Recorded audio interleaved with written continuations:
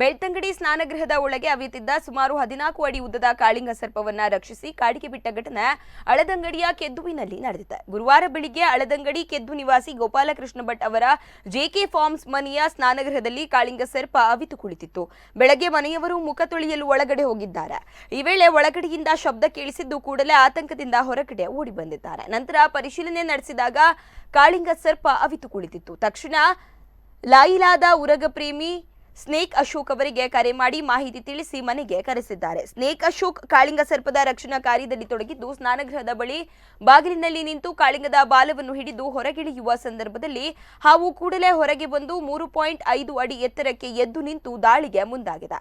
ಸ್ಥಳದಲ್ಲಿದ್ದವರು ಒಂದು ಕ್ಷಣ ತಬ್ಬಿಬ್ಬಾದರು. ಸ್ನೇಕ್ ಅಶೋಕ್ ಅವರು ಕೆಲ ಕ್ಷಣಗಳ ಕಾಲ ಗಾಬರಿಗೊಂಡಿದ್ದು ಕೂಡಲೇ ಹಿಂದೆ ಸರಿದು ತಮ್ಮನ್ನು ತಾವು ರಕ್ಷಿಸಿಕೊಂಡಿದ್ದಾರೆ. ನಂತರ ಕಾರ್ಯಾಚರಣೆ ನಡೆಸಿ ಕಾಳಿಂಗ ಸರ್ಪವನ್ನ ರಕ್ಷಿಸಿ ಸುರಕ್ಷಿತವಾಗಿ ಕಾಡಿಗೆ ಬಿಡುವಲ್ಲಿ ಯಶಸ್ವಿಯಾಗಿದ್ದಾರೆ.